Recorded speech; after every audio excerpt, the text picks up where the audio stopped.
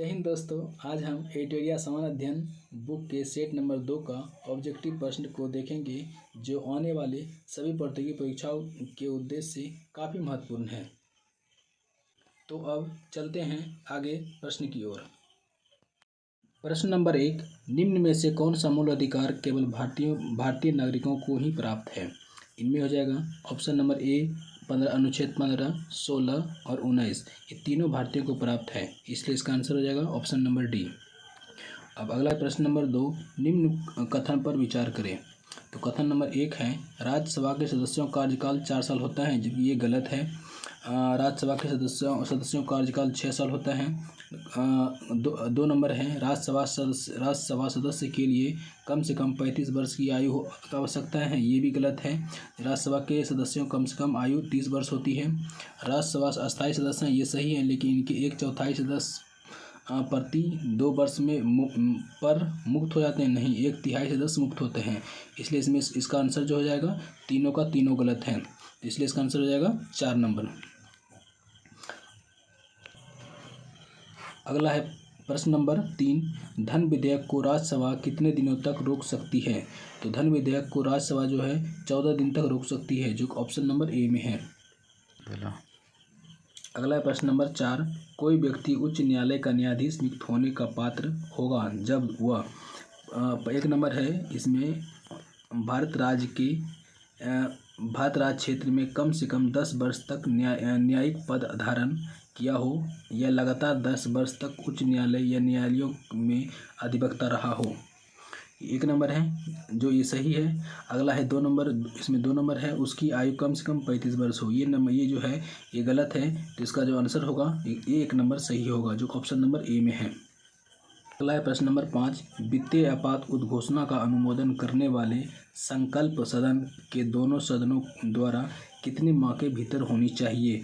तो इसका आंसर हो जाएगा ये 60 दिनों के भीतर होता है, जो कि इसमें ऑप्शन नंबर है माह में, तो इसका हो जाएगा 2 माह, जो कि ऑप्शन नंबर सी में है। अगला है प्रश्न नंबर 6, भारत में पहली बार केंद्र सरकार के विरुद्ध लोकसभा में अविश्वास प्रस्ताव कब पारित लाया गया? तो इसका आंसर हो जाएगा 1963 में पहली बार लाया गया था। अगला है प्रश्न नंबर 7, राज्य के नीति निर्देशक तत्वों के प्रवर्तक के लिए किस अनुच्छेद में उपबंध किया गया है? तो इसका नीति निर्देशक तत्वों को प्रवर्तक के लिए जो अनुच्छेद किया गया है, यह अनुच्छेद 37 में किया गया है, जो ऑप्शन नंबर ए में है। तो अगला है प्रश्न नंबर 8, चिरैया समिति का गठन किस वर्ष किया गया था? तो चिरैया समिति का गठन जो किया गया था वो 1991 में किया गया था, जो ऑप्शन नंबर बी में है। अगला है प्रश्न नंबर 9, निम्न में से किस क्रांति का संबंध कोको उत्पादन या चमड़ा उत्पादन से संबंधित है?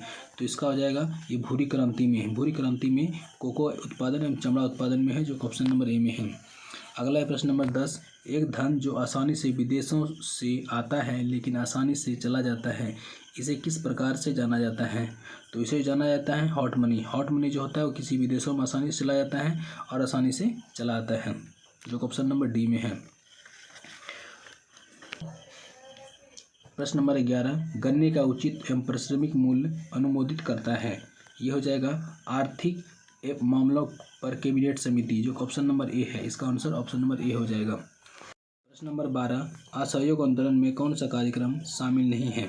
तो इनमें जो शामिल है, सरकारी पदों का त्याग ये भी सही था, विदेशी माल का बहिष्कार ये भी सही था, अदालतों का वकीलों द्वारा बहिष्कार ये भी सही है, सरकारी वाहकों से यात्रा करने पर पाबंदी ये सही नहीं है, इसमें ये गलत है, इस कार्यक्रम में शामिल नहीं था, जो ऑप्शन नंबर डी हो जाएगा। अगला है प्रश्न नंबर 13, डांडी मार्च की समाप्ति किस तिथि को हुई थी? तो डांडी मार्च की जो समाप्ति हुई थी 6 अप्रैल 1930 को हुई थी, जो ऑप्शन नंबर सी में है। अगला है प्रश्न नंबर 14, गांधी के जीवन काल में घटी निम्न घटनाओं क्रम में कौन सा सही नहीं है? तो इसमें सही नहीं है, चोरा चोरी कांड 5 फरवरी 1922 में हुआ था, ये सही है। द्वितीय गोलमेज सम्मेलन जो हुआ था 7 सितंबर 1931, ये भी सही है। पूना समझौता 24 सितंबर 1932, ये भी सही है। भारत छोड़ो आंदोलन 23 मार्च 1942, ये गलत है, जो ऑप्शन हो जाएगा इसका 4 नंबर। अगला है प्रश्न नंबर 15, आज़ाद हिंद फौज के साथ सुभाष चंद्र बोस ने सिंगापुर में स्वतंत्र भारत की अस्थायी सरकार गठन कब किया गया था? तो ये जो किया था 21 अक्टूबर 1943 में किया था, जो ऑप्शन नंबर बी में सही है। अगला है प्रश्न नंबर 16, सती प्रथा का उन्मूलन किया गया था?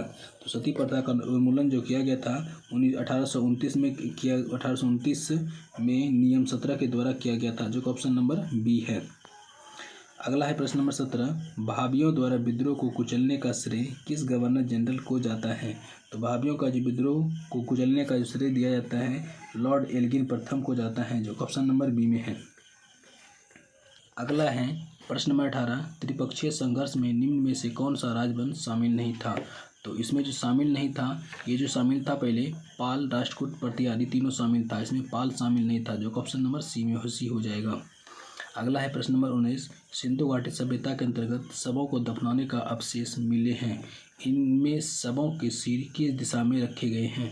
तो इसका हो जाएगा ऑप्शन नंबर 1 उत्तर, जो कि अभी भी वही चल रहा है। अगला है प्रश्न नंबर 20, किस बौद्ध संगति में बौद्ध धर्म को 2 संप्रदायों में विभक्त हो गया था? इसका हो जाएगा प्रश्न नंबर 20 का चतुर्थ बौद्ध संगति में इसको 2 संप्रदायों में विभक्त कर दिया गया था। अगला है प्रश्न नंबर 21, महावीर स्वामी को किस नदी के तट पर कैवल्य की प्राप्ति हुई थी? तो महावीर स्वामी को जो कैवल्य की प्राप्ति हुई थी ये ऋजुपालिका नदी पर हुई थी, जो ऑप्शन नंबर सी में है। अगला है प्रश्न नंबर 22, आजीवन संप्रदाय के संस्थापक निम्न में से किसे कहा, निम्न में से कौन है? तो 22 इसका हो जाएगा आजीवक संप्रदाय का संस्थापक जो है मुखलिपुत्र थी, जो ऑप्शन नंबर सी में है। अगला है प्रश्न नंबर 23, किस मुगल शासक के शासनकाल को स्थापत्य कला के स्वर्णिम काल कहा जाता है? तो 23 इसका हो जाएगा स्थापत्य कला का हो जाएगा ये और शाहजहां, जो ऑप्शन नंबर सी में है। अगला है प्रश्न नंबर 24, मुगल काल में मुहतसिब कौन था? तो मुगल काल में मुहतसिब जो था वो आचरण अधिकारी था, जो ऑप्शन नंबर डी में है। अगला है प्रश्न नंबर 25, दीवाने अर्ज किस विभाग से संबंधित था? तो दीवाने अर्ज जो संबंधित था ये सैन्य विभाग से संबंधित था, जो ऑप्शन नंबर सी में है। अगला है प्रश्न नंबर 26, बसावन व दसबंद किस शासक के दरबारी चित्रकार थे? तो बसावन दसबंद जो थे ये अकबर के दरबारी चित्रकार थे, जो ऑप्शन नंबर बी में हो जाएगा। अगला है प्रश्न नंबर 27, निम्न में से कौन सा सुमेलित नहीं है? तो इसमें जो सम्मिलित नहीं है ये परमाणु विद्युत गृह है और राज है। तो 27 जो है इसका नरोरा जो है उत्तर प्रदेश में सही है, कुडाकुलम ये कर्नाटक ये गलत है, कागरापारा गुजरात में ये सही है, तारापुर महाराष्ट्र सही है। इसका आंसर जो गलत है ये बी है, कुडाकुलम ये कर्नाटक ये यहाँ पे नहीं है। अगला है प्रश्न नंबर 28, 38वीं समांतर रेखा किन 2 देशों के मध्य स्थित है? 38वीं समांतर रेखा जो स्थित है ये उत्तर कोरिया और दक्षिण कोरिया के बीच में स्थित है, जो ऑप्शन नंबर ए में है। अगला है प्रश्न नंबर 29, निम्न में से कौन सा एक अच्छे ईंधन का गुण नहीं है?